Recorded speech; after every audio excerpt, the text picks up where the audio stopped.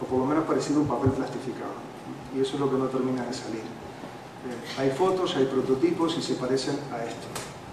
El papel electrónico será como una cartulina plastificada, pero con imágenes que cambian, de relativa calidad. Se espera que sea de bajo consumo. Seguramente surgirán nuevos formatos con y sin retroiluminación. Se espera que mejore la velocidad de cambio de la imagen, lo cual permitirá ver vídeo. Yo me imagino que en el futuro, lo mismo que tenemos hoy con un ordenador, que nos podemos conectar a la página de un periódico y leer la noticia, y al lado ver fotos y ver vídeos metidos en un cuadro dentro del propio artículo, es lo que tendríamos que poder hacer con los lectores de libros electrónicos. Leer prensa, leer libros, leer revistas. Tiene que mejorar la resolución y la profundidad de color, la variedad de color de este tipo de display. Y llegado a este punto, no puedo menos que pensar en la ciencia ficción, porque muchas de estas cosas que hoy en día son realidad, y casi todas estas cosas ya existen en algún que otro formato, aunque hay que mejorarlas, existían en la literatura. Si nos acordamos, por ejemplo, de Julio Verne, muchas de las cosas que aparecían en sus libros, como El viaje a la luna, se hicieron realidad. Si pensamos en Arthur C. Clarke, que hablaba de los satélites estacionarios de comunicaciones, fue en honor a él que se puso el Clark Bell, el cinturón de Clark, a la órbita de los satélites estacionarios. Y también podemos pensar en Philip K. Dick, que es un autor que escribió novelas como la que inspiró la película Blade Runner. En realidad la novela se llamaba Do Androids Dream of Electric Sheep, o Minority Report. Y me acuerdo de las pantallas, esas flotantes semi-transparentes de Minority Report, con Tom Cruise y moviendo las manos controlaba la pantalla. Hoy ya existen dispositivos de entrada al ordenador con el movimiento de manos. Si pensamos en el mando de la Wii, de la consola de juegos, es uno de esos dispositivos que con el movimiento controlan el ordenador. Se está investigando mucho en ese sentido.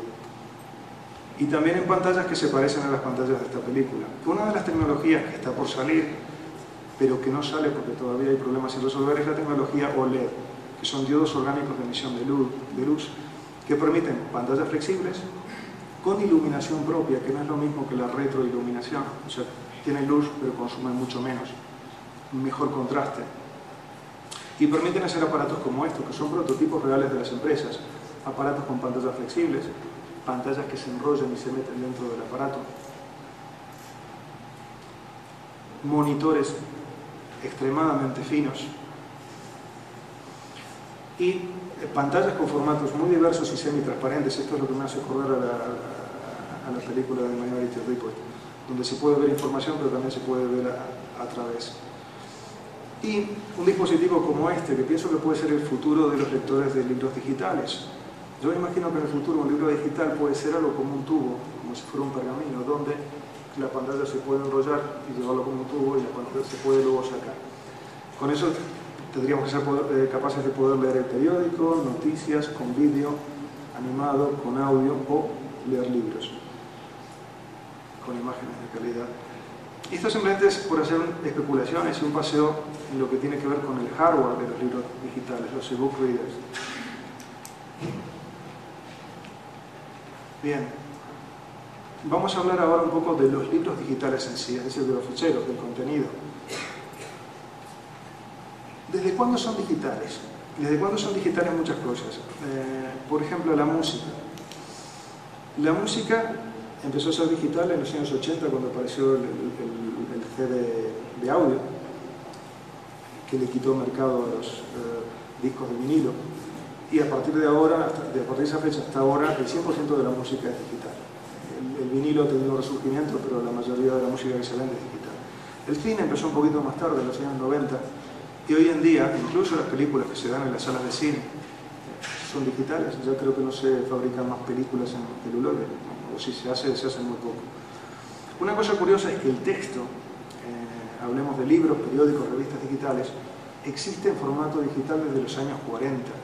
Por citar un ejemplo histórico, ¿no? Cuando el padre Busa, que fue uno de los primeros que empezó a usar ordenadores para meter en base de datos corpus textuales y hacer trabajos de investigación en letras.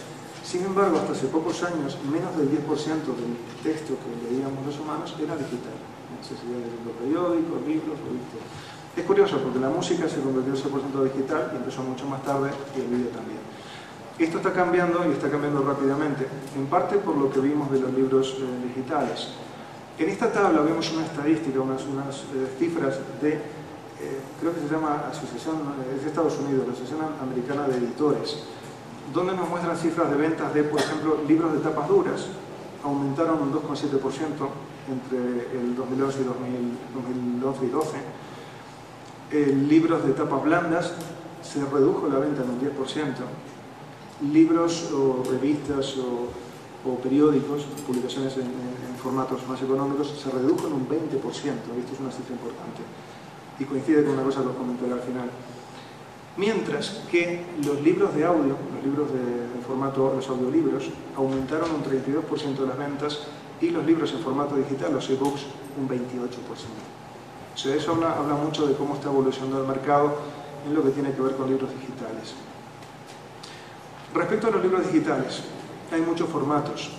A mí como ingeniero me gusta la estandarización, la normalización. Cuando hablamos de normas, la idea es que todo el mundo utilice la misma norma para que podamos fácilmente intercambiar cosas. O sea, un ingeniero quiere que un tornillo que se fabrica en Rusia se pueda atornillar con una tuerca que se hace en otro lugar, que los artefactos coincidan, que sean compatibles. Es malo no tener normas, pero es tener demasiadas normas. Y eso es uno de los problemas que tenemos en informática. Lo tenemos con el vídeo, que hay muchísimos formatos de vídeo, lo tenemos con las imágenes, que GIF, que JPEG, que PNG, diferentes formatos. Y lo estamos teniendo con los libros electrónicos, tenemos PDF, MOBI, EPUB, DejaVu. Y voy a aprovechar, simplemente porque me gusta el formato, a mostraros un poquito de lo que es DejaVu. Es un formato que no estoy seguro de que vaya a tener éxito, pero sí es interesante. Es interesante porque logra, y es útil, por lo menos puede ser muy útil en investigación de humanidades, para mostrar facsímiles en formatos de relativa calidad, de buena calidad para el ojo, pero muy comprimidos, que ocupan poco espacio.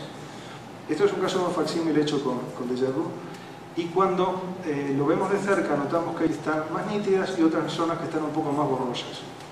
Y esto se nota más si me acerco.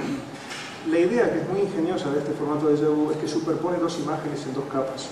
Una imagen de alta definición en blanco y negro, que es la que el ojo nota como buena resolución, y una imagen en color de muy baja calidad detrás, que es la que da la idea de todo. Aprovecha la capacidad del ojo humano para ver en detalle en blanco y negro y menor capacidad de ver en color.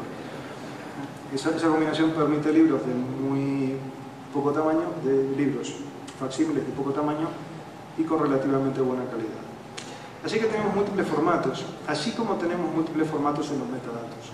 Y eso nos interesa a los que trabajamos con bibliotecas. Los metadatos son útiles para agregar información adicional, información de catálogo, información de búsquedas, información histórica, toda información que gire en torno de la obra digital. Se siguen utilizando los viejos sistemas de catalogación tipo MARC, MARC21. En España hay una variante que se llama Ibermarc para catalogar. Existe Dolencore, que es una versión minimalista con 15 campos, título, autor, son solamente 15 campos y que se utiliza para publicación en la web. Existe el TEI Header, que es la parte de la norma TEI, que después la que utilizamos en la biblioteca Cervantes para marcar metadatos. Y existen METs, MODs, patrocinados en parte por la Biblioteca del Congreso de Estados Unidos, y RDF, que es un formato que engloba todos los anteriores. Y aquí viene el problema de siempre, que no se termina de resolver y nos da mucho dolor de cabeza, que es la interoperabilidad. Que es cuando vemos que una biblioteca o un proyecto tiene sus catálogos codificados en un formato y los tiene que pasar a otra base de datos que está en otro formato, y eso da mucho trabajo y no se terminan de entender. Es una asignatura pendiente lo de la interoperabilidad en metadatos y bibliotecas. Bueno, llegamos a este título, que es una mala traducción de una frase que me gusta en inglés: All things XML, todas las cosas XML. Hay muchas cosas hoy en día que son XML, y ese es el formato que utilizamos en la Biblioteca Virtual de Cervantes. Por ejemplo, EPUB. A veces las cosas son en XML, pero no lo sabemos. En EPUB se juega con dos cosas, dos truquillos informáticos. Uno es que hay ciertos formatos de representación de ficheros, como el HTML, donde tenemos por un lado el texto y por otro las imágenes, y van separados. Y eso tiene problemas de que se pueden separar y perder las imágenes, y además no es un formato compacto. Entonces a alguien se le ocurrió lo ingenioso: ¿por qué no meter todo en un fichero zip Y de esa manera tenemos un único fichero que contiene todos los ficheros de texto y de imágenes en una sola cosa. Hay muchos formatos que hacen ese truco, por ejemplo EPUB. Aquí tengo las actas del Congreso. Esto, como dicen en la tele, no haga esto en su casa, porque pueden tocar las actas del Congreso. Pero si le cambiamos, le agregamos a la extensión EPUB.zip y lo abrimos con un visor de ficheros comprimidos, encontramos esto dentro. OEBPS, que es el Open Evoke Format, es el formato en el que está basado, el formato abierto de libros electrónicos en que está basado EPUB. Y dentro de él, con sorpresa, un montón de ficheros con los diferentes títulos de las ponencias del Congreso, ficheros HTML. Encontramos en un EPUB también una plantilla de formato, .css, que es lo que hace que las cosas se vean con un formato bonito y homogéneo. Encontramos una carpeta con todas las imágenes. Y encontramos otra carpeta con todas las fuentes para que las letras sean homogéneas. Eso es lo que hay dentro de un libro electrónico o un libro digital en formato EPUB. Son ficheros HTML, imágenes, fonts, tipos de letra y plantillas de estilo. Metido en un único fichero comprimido que ocupa poco espacio y que